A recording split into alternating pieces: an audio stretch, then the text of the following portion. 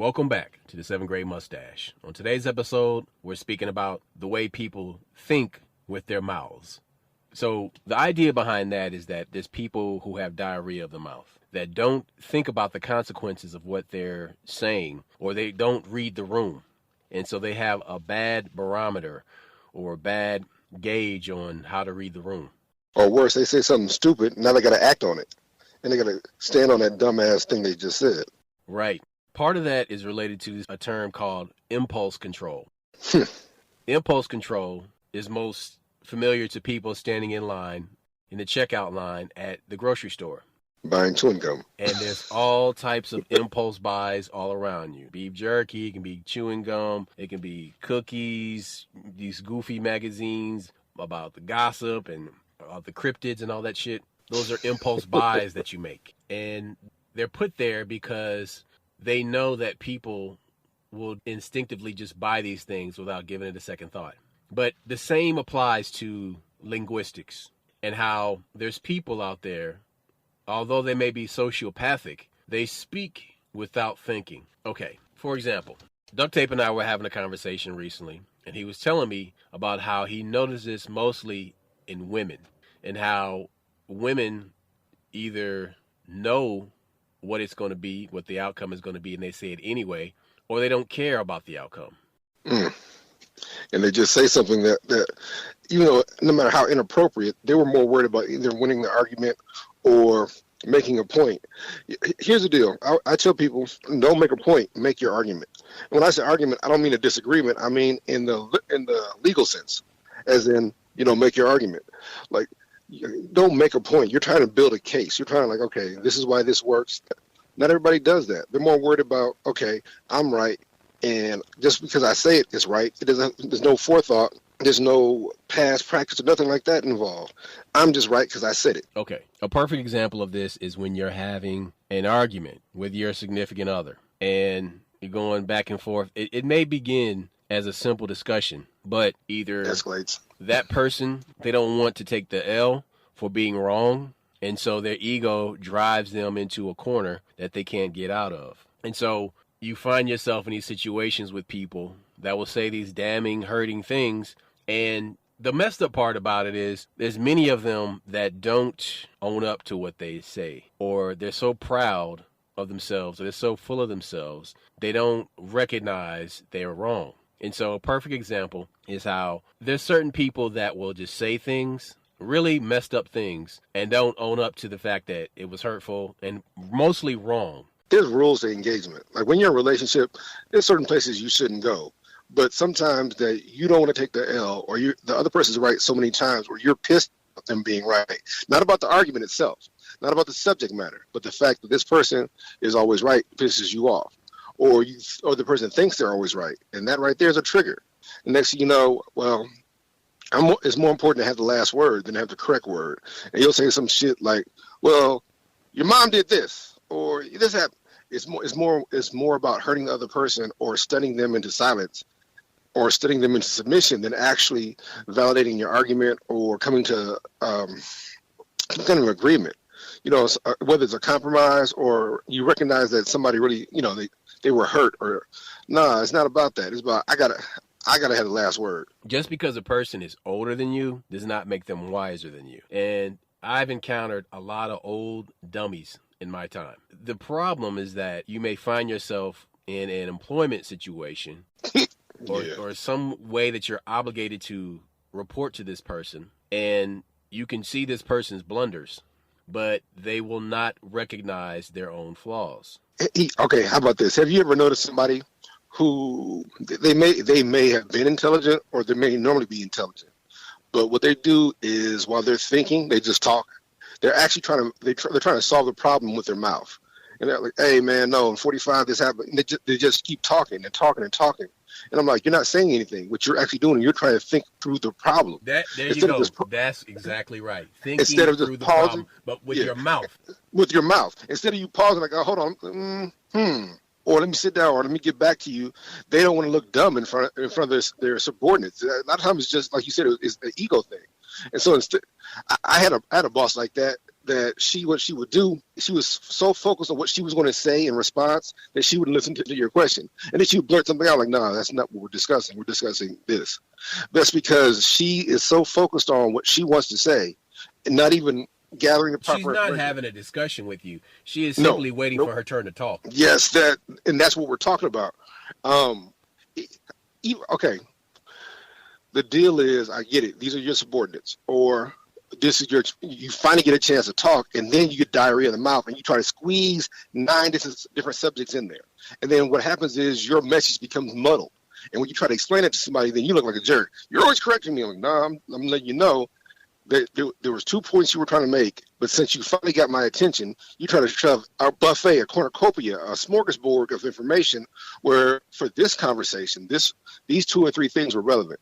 The rest of that can wait, or the rest of it should be set for another conversation. Some people just can't lead, and they're in these positions, and they should not be leading.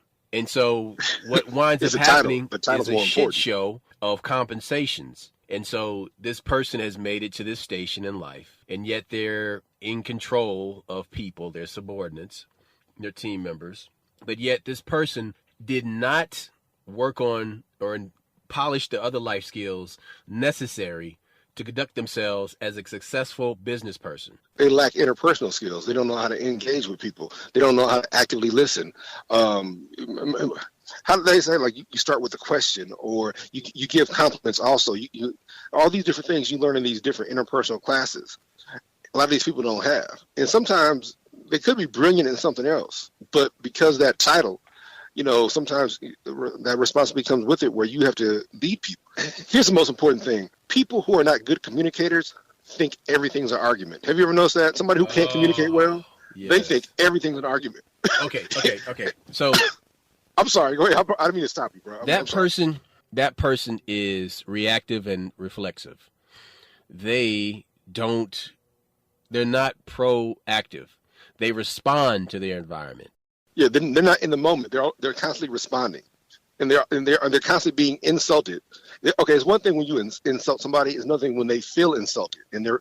You got to understand, your emotions will get you in trouble. Emotions are short-sighted. So these people are thinking with their emotion, and they're not even responding or engaging. They're just, well, you said this. You said this about my mother. Like, no, I didn't. I said your mom used to be a school teacher. Well, did she or did? And so they blow everything out of context because they don't communicate well, and they're looking to be triggered. Some people, that's their thing. Okay, on your marks, get set, fight. Right, and some of these people in their mother's womb, they were fed a constant diet of cortisol and adrenaline, and so this is what they seek out. Now, women see this as a bad boy. Other guys are like, oh, he's just an adrenaline junkie, hype chaser. Look. Get deep. Like, okay, how about the gangster talk? How about when gangster rap came out, all of a sudden everybody's talking this shit. Next motherfucker do something, I'm whipping their ass. Or motherfuckers, oh man, on Crip, on Cuz, on Block. It's one thing. You got legitimate motherfuckers that's significant to, and their life experiences are different. Then you got other motherfuckers that are just joiners, and they say that shit because either somebody got their back or they want to be a badass. So now somebody approaches them, and because you talk that shit, you got to back it up. That right there is a prime example of thinking with your mouth. You were just trying to say something to be a badass and intimidate people. You didn't think anybody would pick up your motherfucking check, my nigga. And then, so you got to be careful about that. And it happens on male and female. It's not just, that's not a man thing. It's women like that too, where they'll walk into a place. Dave Chappelle, when keeping it real goes wrong. I don't like when people be playing on my phone. And that woman went way too. She spoke that shit. She just said, "I don't like this," and she followed, and she took herself down a fucked up path. That's what we're talking about. Don't think with your mouth. Don't let your mouth be the leader. Your brain should be the leader, and your mouth should be responding to that, not the other way around. So, okay, there is the opposite of this, where good people remain quiet and they don't say anything. Case in point. There is a city in Alabama, a well-known city in Alabama.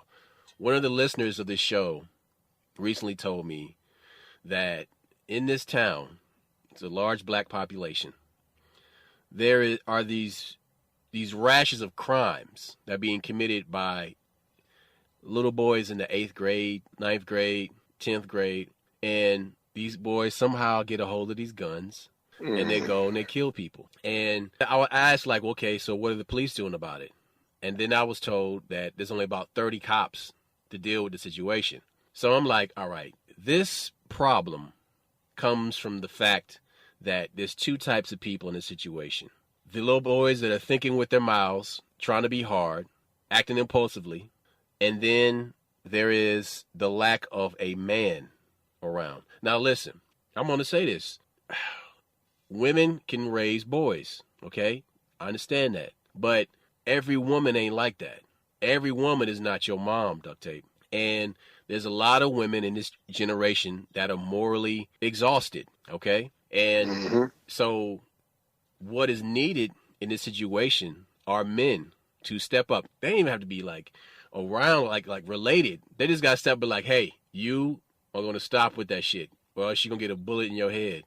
See, Hold them accountable for their actions. That's all it is. right. There's no accountability. Right. But see, what you have is a Wild West situation where there's a bunch of bandits doing a bunch of shit, and the townspeople are too afraid to do anything about it. So, I thought about this situation a good bit when I was first told about this. And then I came up with several solutions, right? But, okay, in a situation like this, there's a lot of young boys talking a lot of tough shit, thinking with their mouths.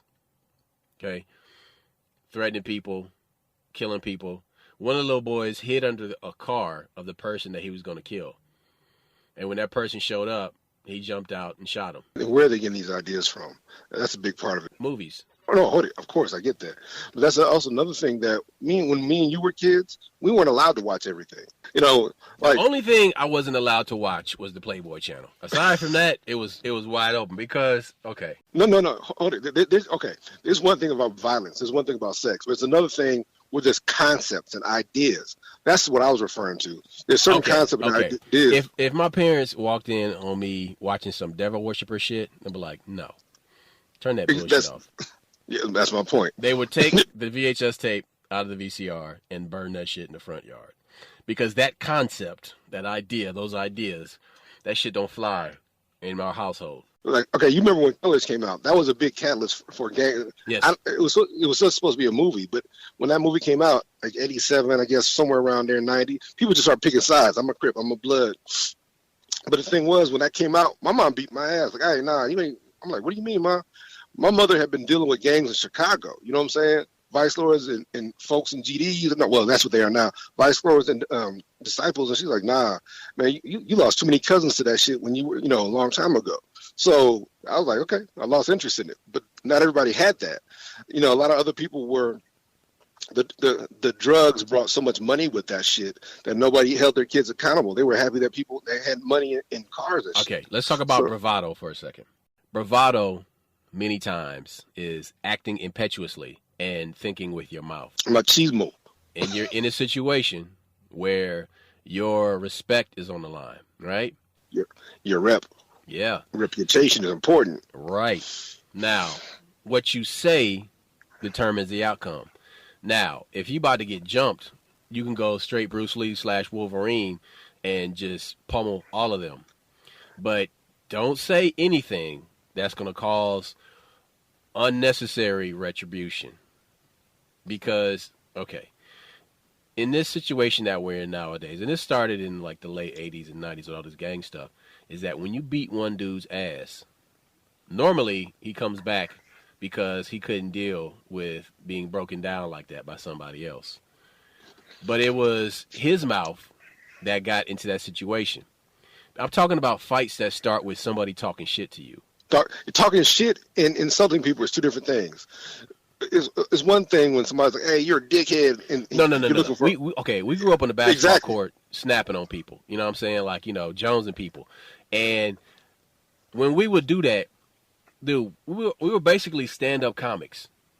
And it was a tough crowd. And you had to murder. You had to kill every time with every dozen that you came with. But the But thing was, those are insults. Those are insults. But there was comedy. There were with it. jokes, but there was yeah. There were jokes. But there were certain areas you couldn't go to. There's certain Yep. things you couldn't say. There was limitations. But And the only time somebody went, but see, you would have motherfuckers that will go to the edge. That will go to the edge because they want to see. They're little boys. They want to see how far the edge is. yeah. But even with that, there's certain. You had the moment when somebody would just, your mama, like, okay, that's all you got, bro. You know what I'm saying? Right. Like and so you saw them you saw when they touched that nerve. But on the same token, you know, sometimes some people wanted to fight. they were triggering you on purpose. So it was always, when me and you were bagging, okay, you would say this, oh yeah, your mom took something, the Undertaker, ha ha ha. You know, that was no big deal. But then all of a sudden, somebody would get real personal and like, yep. Man, shit, your dad this, man, your dad, and so see, it always starts with your appearance. Oh yeah. It always starts with your appearance. Like if you flooding, you got some pants on that are like cut too low. You got some pro wings, like, man, shit. Or you got some busted ass like cheap shoes, you got them, or you got a bad haircut, or you got a lazy eye, or old school. Hey man, your mom or even when a kid is growing too fast compared to the other kids, and that kid is super hairy. Hey, but okay, that's the thing about the black neighborhood. We would make fun of people for being successful. Like, hey, your mom got 2 jobs and takes good care of you. You're an idiot. You know, that's just how it was. But at the same time, but yeah, those kids secretly wanted to live in that house, though.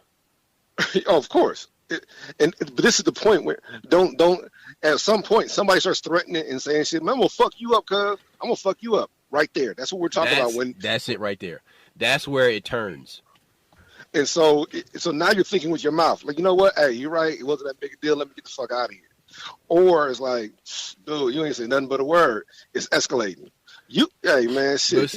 But we would see fights, but they were kind of rare. What I'm talking about is because we were tight. It's a tight, tight group of people. Yeah. Because we all went to the same school. It might be the same junior high or the same high school, but we will always play basketball at the same court.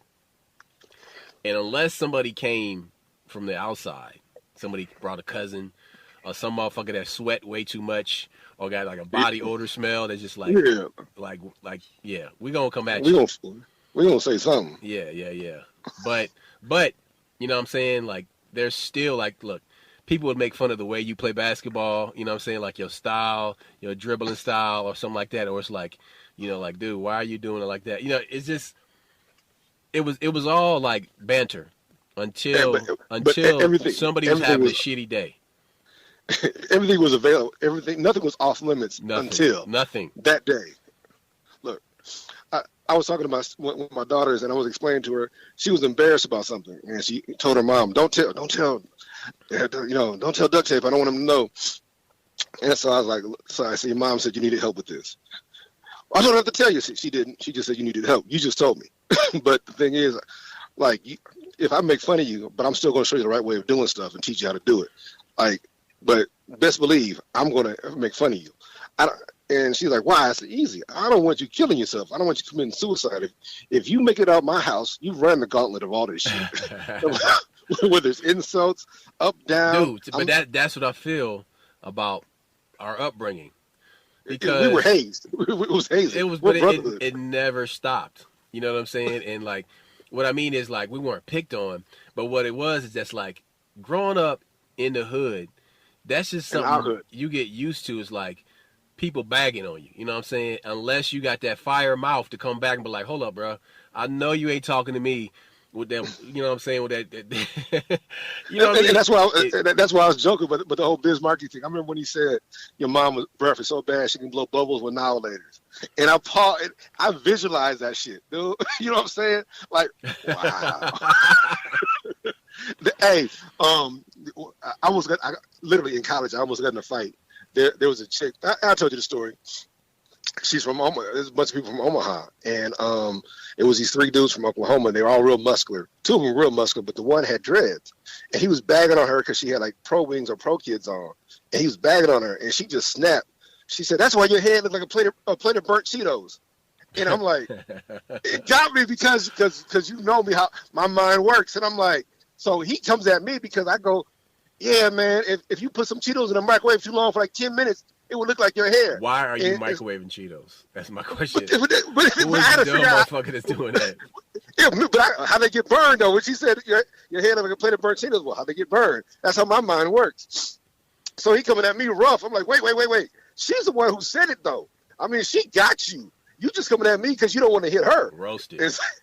And so his homeboy's like, hey, you really don't want to go at him like that. You know, it's not going to go the way you think. if he wins, you look stupid. If he loses, but you know what? What I would do, I would always size up my opponents. Because I could see who had depth and who didn't. And who was sensitive and who wasn't. Yo, he didn't want none. No, he really didn't want none.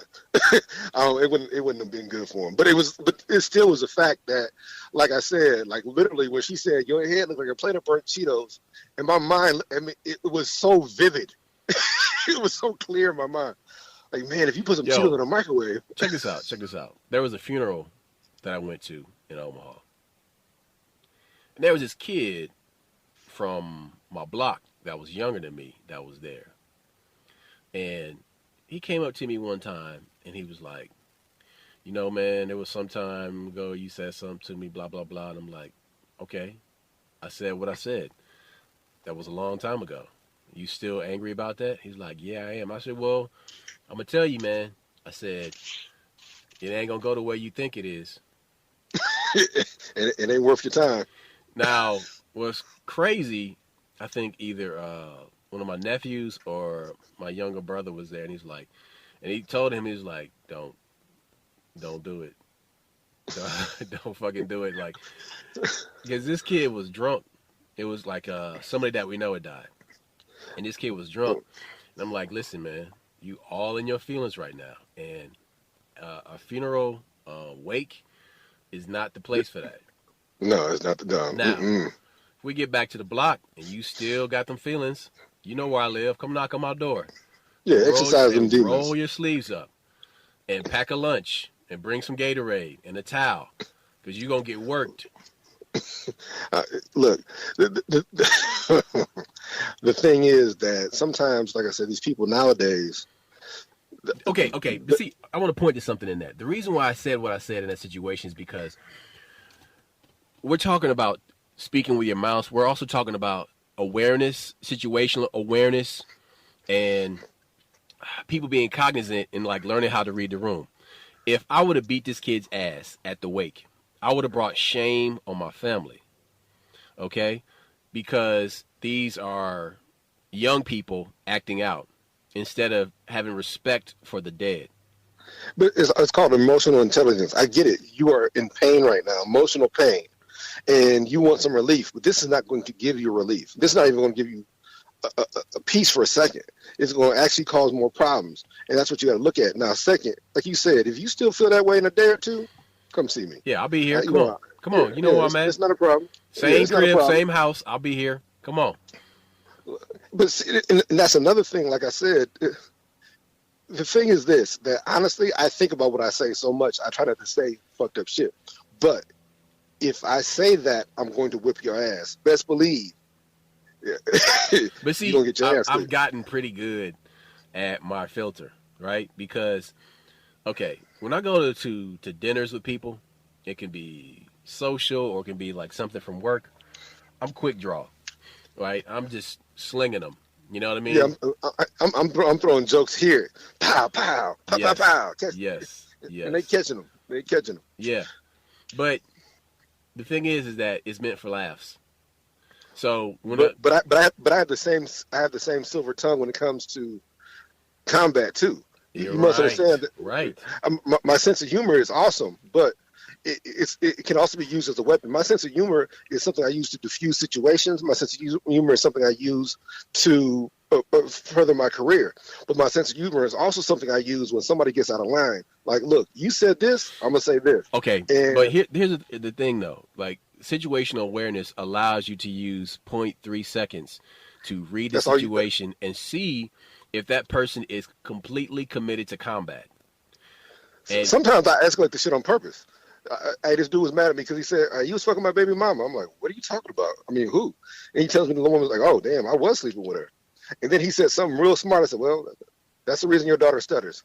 And he got Oh, shit. he shouldn't have said what he said to me. You gotta understand. But you did, I, okay, at that situation, at that moment, you didn't I, care about the outcome. no. At that moment, I was about to apologize. Like, hey man, I have no, I meant no disrespect. I wasn't aware of you. Where was Then the he said turn? something. Where was the turn? The turn is what he said. When I'm about to de-escalate, he said something to us like, "Oh, we going there now." So I'm like, Right. okay, well, your daughter stutters. That little soft spot she had at the top of her head, that's for me, son. Come on. you don't. I lost it. I'm sorry. What was the outcome of that situation? Oh, shit, I don't remember. I fucked him up. I think we got to fight. Okay. It was one of these deals where, I advanced the situation, and somebody let him know, like, hey, man, his fists are just as bad as his mouth. He's talking shit to you. You need to, basically, I'm an easygoing guy. He's not that kind of guy. Of the fights that you've been in, what percentage were you the counterpuncher? Oh, that's complicated. Just run the numbers real quick. Okay, from third grade on, third grade to high school, I was counterpuncher. I'm talking about even at work when you was bouncing at the strip club. Yeah, I was gonna say from college on, it was based on the situation. I would try to get the jump on somebody if I had to. Like, I would analyze the situation and act accordingly. I started training. We trained as kids with sensei. We grew up with. Yep. But when I got to college, I started training it was a different vibe, and I saw you would see people from all over the place. That I remember these dudes from Connecticut. They beat the crap out of this guy. And when I saw stuff like that, I recognized, okay, I got they're not gonna stop. They're committed. Yeah, you can't let somebody get within 2 or 3 feet of you. You got to, that kind of. So see. All right, we're different in that way because that's my comfort zone. If I have you that close, oh man, it is lunchtime. I am going in because that's the problem. The solar plexus emanates energy, kinetic psychic energy from the solar plexus. And the closer you get to a person, the more you can discern that. People, I get what you're saying. People are afraid of that sensation, right? Because they don't know. They fear the unknown. But when you train in the unknown, it becomes familiar. And so when your style of combat is one that is about punching and striking simultaneously, people don't have answers for that. Look, do you remember the hardest you ever been hit? Yes. I do. Yes. What I'm referring to, there are some people who don't look like athletes, but there are. It was a guy named Ed. He's from Cali, and real big dude. But he was kind of a Ed Lover looking dude in high school, but he got bigger afterwards. But even with all that size, he could do the things he could do. He could jump a brick wall he was super athletic. And we were joking one time, and we were playing, and he hit me in my stomach, and did the Dragon Ball where he touched my spine. You know what I'm saying? And I'm like, but we were playing though. But that's what there are certain people when I'm sizing up, like the bouncer in me, the bouncer or the comedian in me makes me size up things. The room. Who do I have trouble with? That kind of thing. Okay, let me help you out. So, in these situations, my barometer for violence is I can use technique only on this person, because really it comes down to technique. Because really, like guys in that situation, dudes that are bigger than you, it's not. No. I'm not talking about bigger. Let me finish. No. I'm talking about people with power. Yes. Okay. Athletic. Yeah. So in situations like that, it becomes a combination of two things. So like I said, my barometer for violence is it's set to about 5 on a scale of 1 to 10. Set about 5 on the average person. When I encounter somebody who is skilled and they have power, then I take the governor off. And then that's when I use all the dirty shit.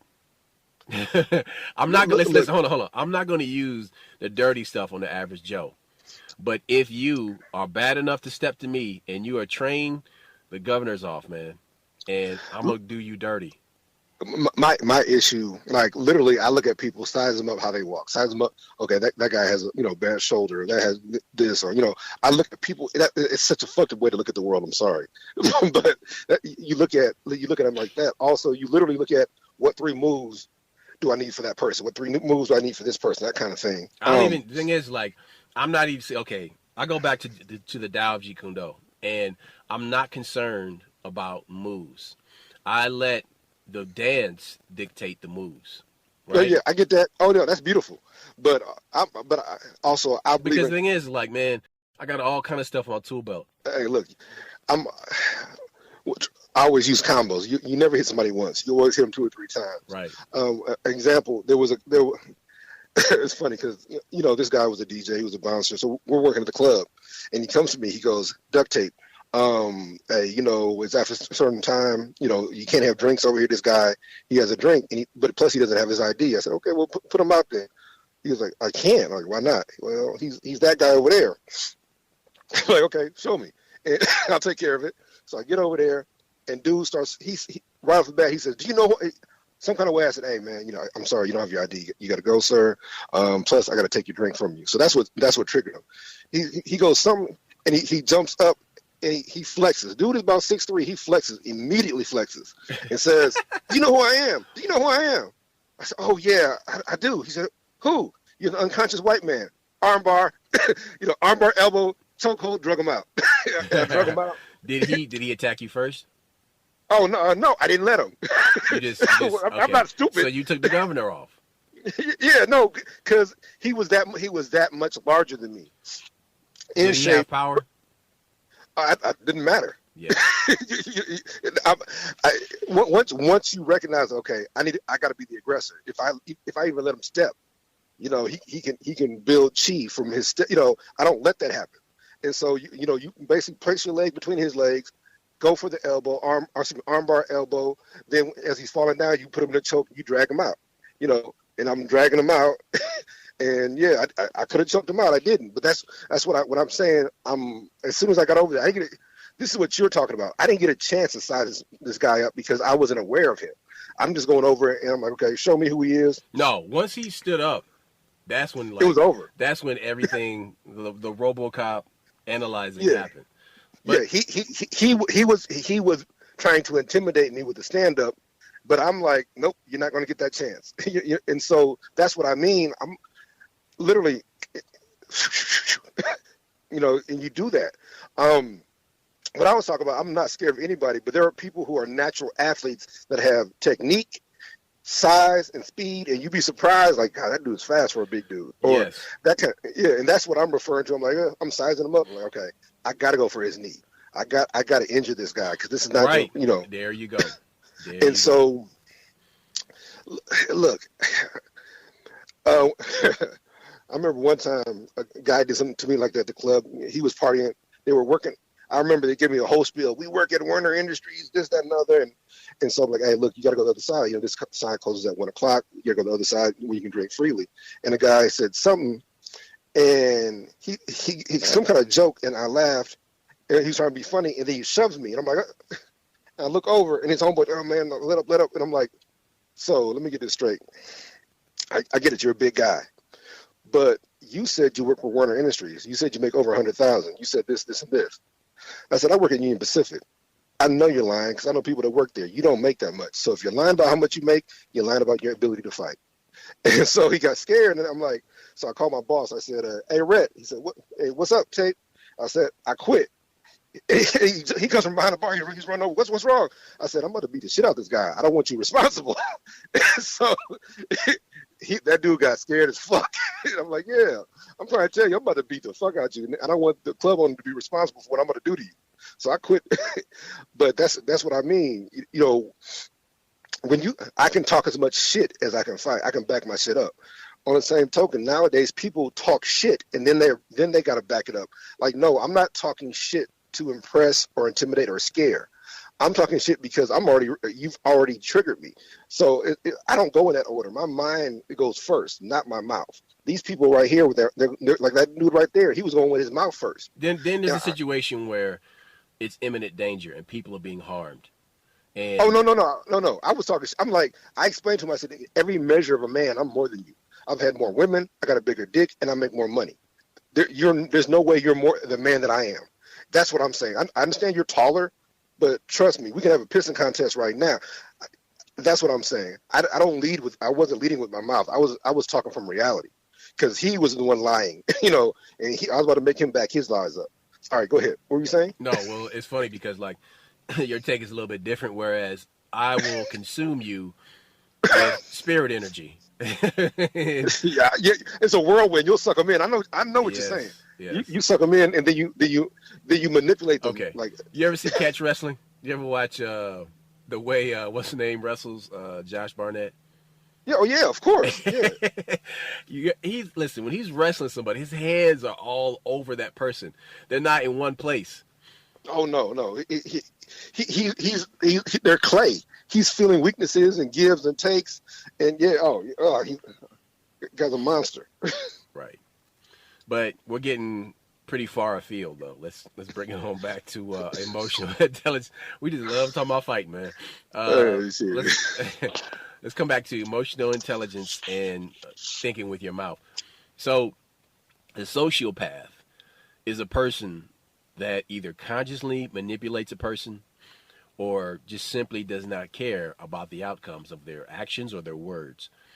I have dated some sociopathic women. And, there were times where I was like, you lucky I don't have a homegirl in this town To whoop your ass. Because I would like, here's $50. Go fuck her up. And the reason why I'm taking this approach is because sometimes people just need a punch in the face. I've had several girlfriends where my mom's like, she needs her ass kicked. I ain't saying you should do it. I'm saying that she needs it. Like that kind of thing. Yep. There are people that need to be humbled. Like, nobody's condoning violence, no. But there's something about when somebody is not fully aware of who they are and what they are, or when somebody feels that they're that much better and they say these things knowing. How about this? Have you ever had a job where somebody says some shit to you that I'm like, hey, you would not talk to me like that outside of work. You're only doing that because of the parameters. You know what I'm saying? Where we are, there's limitations on what I can do to you. Oh, man. That's so powerful right there. And so that's what we're talking about, is that, so you got people who, they don't even have the expertise, but they talk. Like right now, we just trained a class of new people that I work with. And you got people, and because they pass this class, there's a test that you got to pass. You pass the test, so they actually think because they pass the test, they can actually do what we do. And I had explained to this girl, I'm like, look, I don't know if you have any kids, but my daughter took driver's ed and she passed. She gets her license. Do you think I'm gonna let her drive me around? No, exactly. You are not a qualified driver. Yeah, you are a certified driver. You have a license, means that you're able to drive in this city, but doesn't mean that you're able to drive me around. Because I got stepkids. They'd be like, hey, Tape, can I drive one of your cars? No, but I got my license. I'm like, yeah. So? Right. And how old are you? Okay. Yeah, but that's how it is at work, too. You have people that because of the circumstances or the rules or the guidelines of where we are, they think they're bigger than their britches, and they'll talk to you crazy. And I'm like, man, please. Talk that same way at 11:30. We get off at 11. Listen. Talk to me at 11:30 when I'm not on these premises. Come catch in that me outside. same manner. Yeah, I don't use that term, but yes. I had a coworker, a guy that worked for me because I had to represent him. And what happened? He's from KC, so he's dispatching that area, KC. And this white dude got out of pocket, was like, and they were kind of going back and forth. But the white guy was like, oh man, I'm sure your mom can make me some biscuits too. And it was, exactly. See, that's not. See, if you pull the tape, that's not like an insult. You understand? But it's some kind of. No, that's disrespectful as fuck. You understand? First of all, we not close.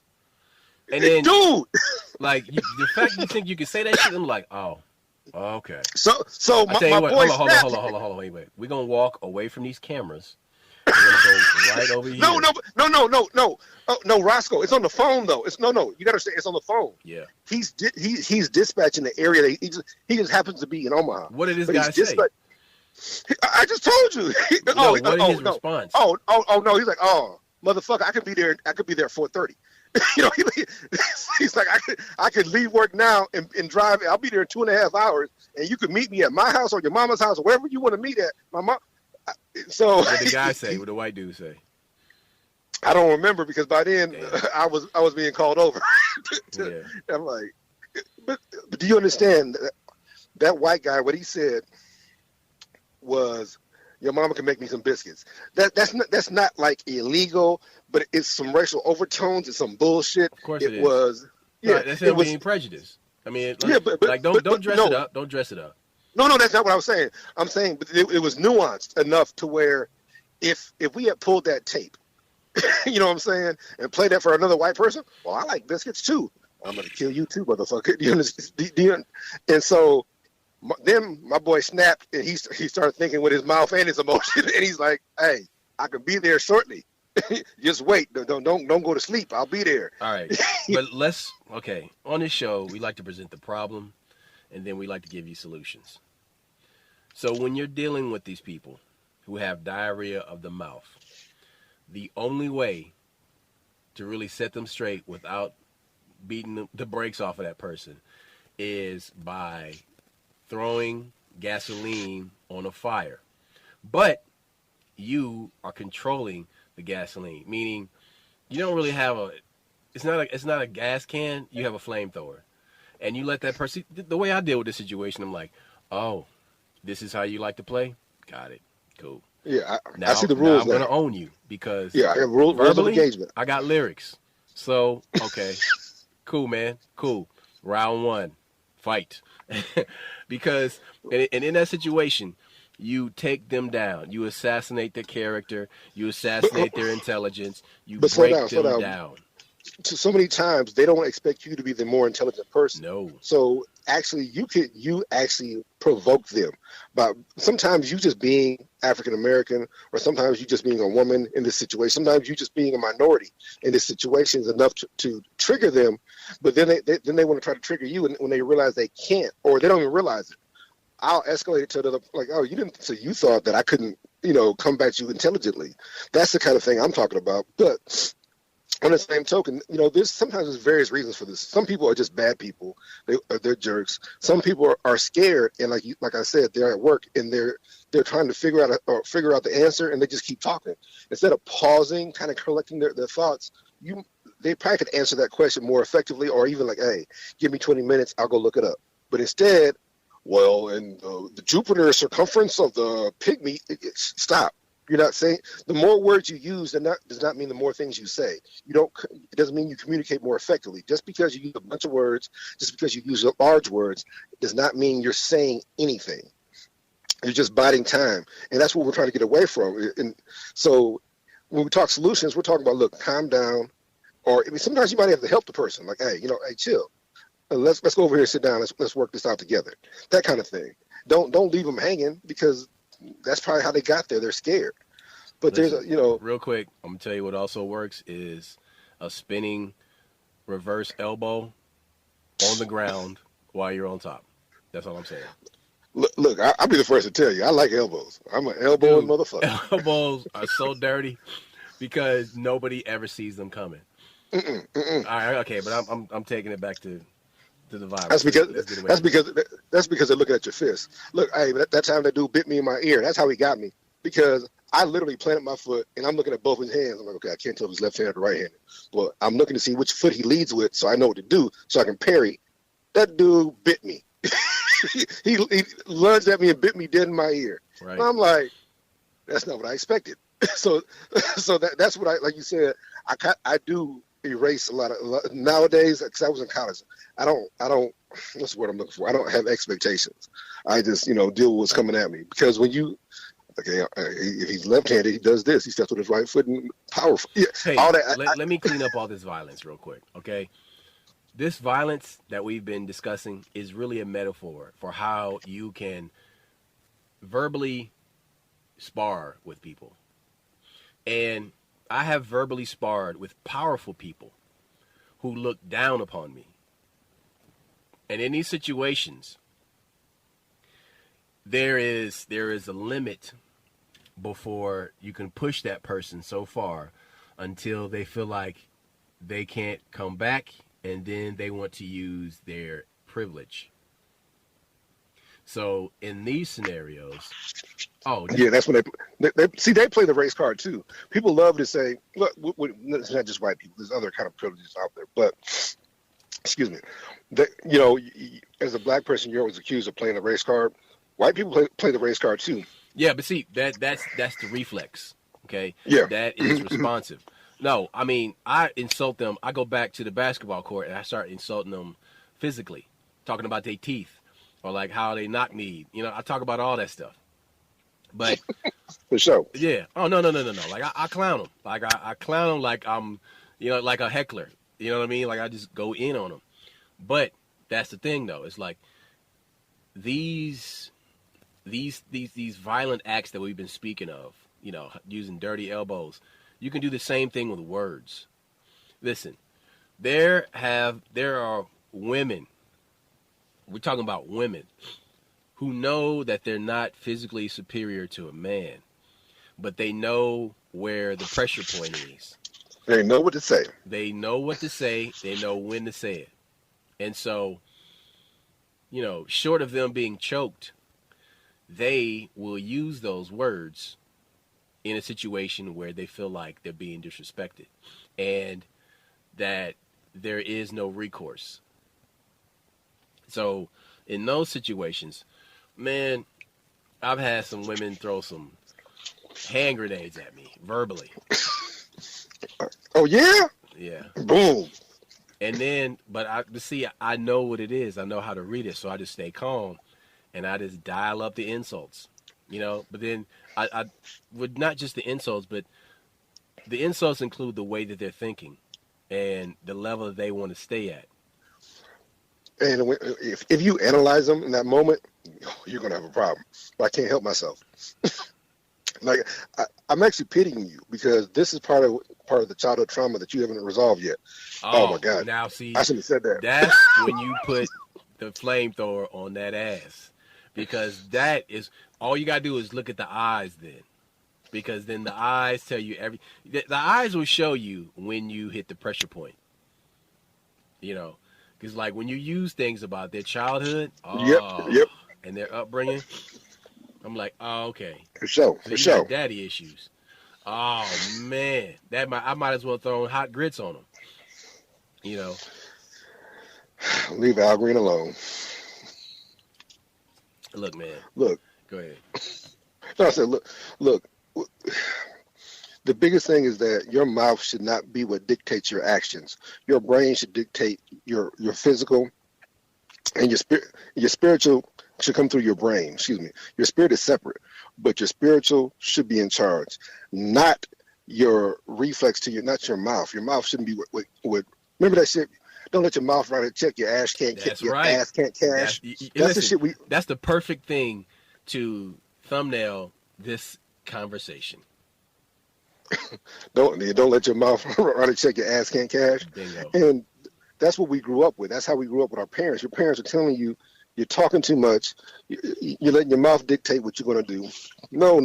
And second, the biggest thing is you need to keep your actions silent anyway. Nowadays, I think the biggest thing is with Facebook and Facebook gangsters and shit like that. Back in the day, if you had a problem with somebody and you caught them in the street, you whooped their ass, but you didn't tell them beforehand. You didn't give them a heads up. Nowadays you want the likes. You're more worried about the likes. So you're saying all kinds of elaborate shit that you can't back up. But it don't matter because neither can the other person nowadays. No, your mouth should not be in charge, and that includes social media, telephone. But you should know that if you're talking shit to a person online, you can't go over there and beat their ass because you just provided a record of your aggression. Well, not nowadays. People think they're impervious, and Facebook or social media allows them a level of comfort, and where their mind ain't working. It's just like, okay, you ever notice how people in their car feel real secure until you like bust that windshield and get a hold of their ass, and you drag them out the car. Like, okay, cool. Man. So there are certain places you feel secure, and sometimes that security is an emotion. You dig what I'm saying? Security is in your head. Security is not always your reality. And, I had talked with my daughters about that one time when she was having problems with school. She's like, I feel scared. I feel this. I said, your feelings are in your head. You live in reality. And that's so cruel. Like, no, no, no, no, no. I'm like, no. Sometimes you feel not safe, but you're safe. Other times you feel safe and you are around predators. That's what I'm saying. You need to occupy reality and not occupy your own head that much. So that's what I'm talking about. Emotional intelligence is something that we cultivate. And in relationships, it's always at the forefront. It's always tested. And because the reason why I say it's tested is because your mate may do things that appear selfless. Mm-hmm. Sometimes it's upon you to recognize that and show gratitude. Thank you. Show love. Reciprocate. Reciprocate it. Like if she is washing the dishes or cleaning up the house, just run up on her real quick, and just smother her with some love. Yeah, slap her on the ass. Hey, thanks, babe. Good job. Yeah. But because the thing is, you're appreciated. People don't feel appreciated. And that's the problem when you say feelings. Sometimes you can thank somebody, but they got to feel appreciated. One way is, physical contact. One way is not to fuck it up again. If somebody's cleaning, recognize that we're a team and what you do matters. That's right. That is right. But it's not just with your mate, because if you happen to have offspring or you have children or stepchildren, that emotional intelligence applies to them because their little brains are sponges and they're soaking up everything. And that emotional intelligence allows you to see when that child is trying to manipulate you or if that child is truly hurt. When they need help, yeah. Yep. Yeah. I was about to say, when they're legitimately need help with the situation. Yeah. Yeah. Yeah. That's emotional intelligence for sure. But again, these things are cultivated.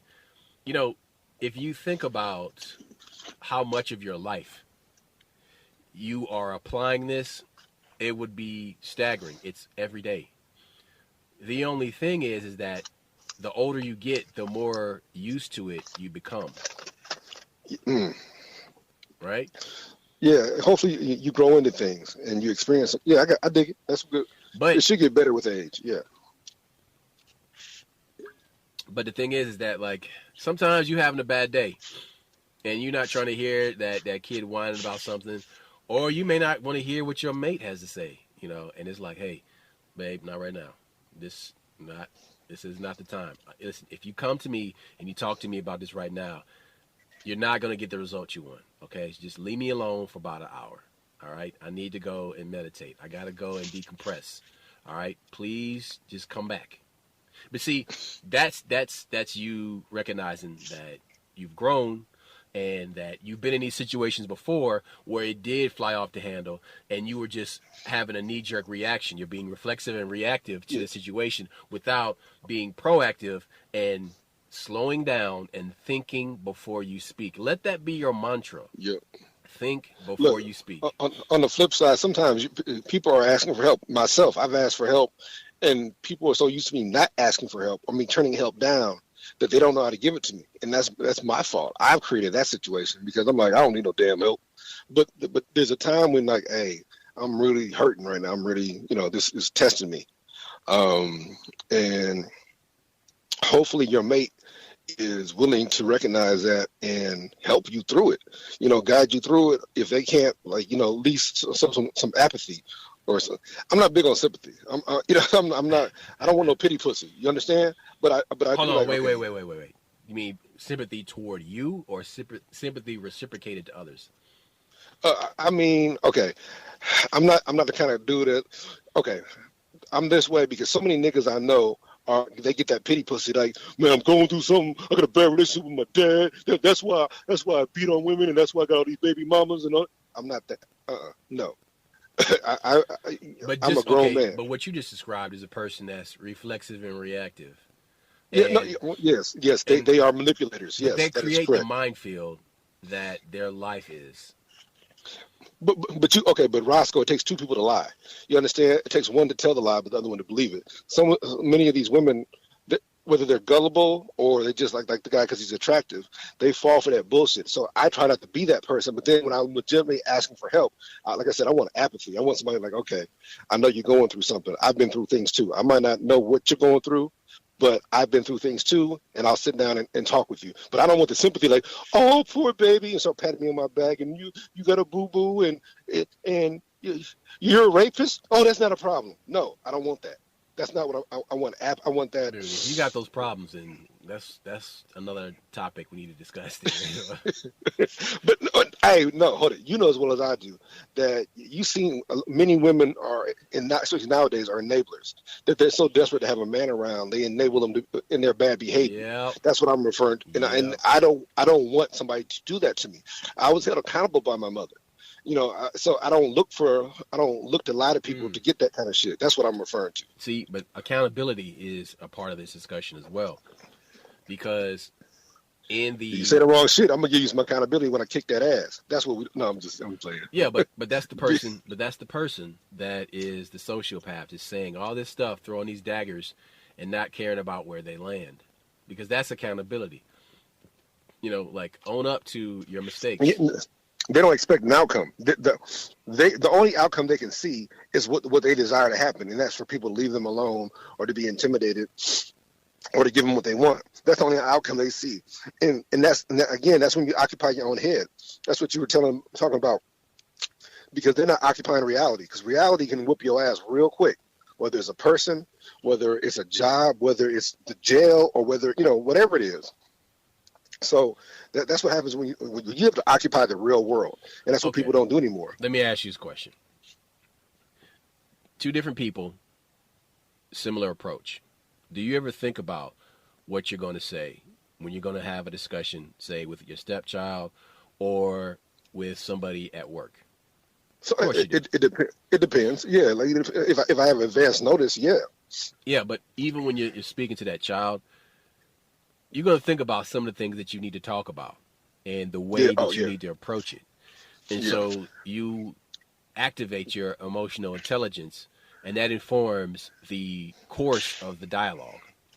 This goes back to what you said about knowing your audience. If you're fortunate enough to know, like, every child is unique. I get it. There's certain rules that all children need to have, but there's also their personality, their motivation. Some of their experiences are different from the other kids. So yeah, I do sometimes have a little bit like, hey, I need to talk to this person about this. Hey, yeah, I got to steer her away from this. Hey, he needs to know about this because it's coming. That kind of thing. So definitely, at work is a little different because you don't always have all the background. So you have to be cautious about what you say. It's just out of the political correct society.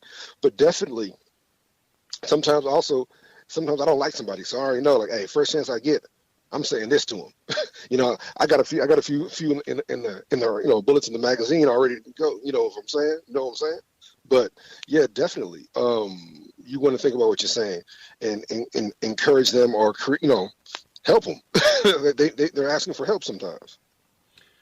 There's many situations that appear like one of those choose your own adventure type of books. Old school. Yeah. If you approach it this way, then turn to page 97. If you approach it this way, then turn to page 124. But it's the outcome that is determined by your approach. And so, right. Definitely. So, these situations that you find yourself in, they only become easier with experience. But, we didn't reach this place emotionally, socially, intellectually overnight. A lot of mistakes were made. But I can honestly say that for the majority of my life, with the exceptions of a few times where I just said some dumb shit, I've always been very careful about what I say and who I say it to. And unless I want to piss them off. Yeah, no, but I'm talking about in people I care about. No, but what I'm talking about in polite company. Oh, yeah. There's no need to be an asshole, right? And so, in polite company, you want to be you want a good rapport. You want the dinner to go well, right? You want everybody to walk away laughing or smiling, or at least satiated from the meal that you ate without any extra baggage. For sure. Yeah, I mean, because you hear about all these people who are having these conversations at the holiday gatherings now, and they're just flying off the handle talking about politics and vaccine mandates and all that. And so, because I know the power of words, I just steer clear of some of these discussions with certain people. But the bottom line is that if you've listened to our podcast, we've told you that was by design. This whole thing is for us to stay at each other's throats and be distracted from what's really going on that really matters. And so, look, I don't want to ever make anybody sick. That's not what I want to do. But I definitely don't want to sit here and get some fake shot that doesn't, that's not really doing what they say it's going to do. That's why these conversations are important. But it's important to have the whole conversation and not just an emotional response and try to shut somebody down. Right. That's what we're talking about. But also realize that the Thanksgiving dinner table, the Christmas dinner table, the New Year's party, the birthday party, the wake or the funeral, the wedding are not the places to have these discussions with people that you haven't seen in a long time. Well, that's some deep shit. That's why emotional intelligence is important, and also situational awareness is what we're discussing. No, like I said, we're saying don't think with your mouth, because sometimes it's hard for your brain to clean the shit up. You know what I'm saying? Your mouth will make a mistake, and now your brain got to fix it. Like, hey, you ever be one like, hey, you ever tell a woman, hey, when you're due, and she's not pregnant? Oh, fuck. Oh, man, I have done that before, and it's just a fat motherfucker that just loves eating Haagen-Dazs and cheese and drinking beer. Like you be like, when's the baby due? Like, he was due 6 years ago. Look. He's 7? What the fuck? Whenever I see a chick like going in on some IPA lager and all these craft beers, I'm like, you're not in the CrossFit. You don't work out. And you going ham on this beer. Stop. Let's not even talk about IPAs right now. Oh my God. Bitch putting icing on cheesecake. What the fuck? Oh, dude. Wow. That's massive. Yeah. So, look, hey. To wrap it up, I want to say, choose your words carefully. Think before you speak. Learn how to read the room. Learn how to read faces. And tread lightly, even with combat boots on. Hey, this world is about respect. And that's what people have gotten away from nowadays. Everybody wants to be the shock jock, or everybody wants to be this hyper-aggressive loudmouth, but it's still about respect. We need to respect each other. That's all I got. We out. Peace. Holla back.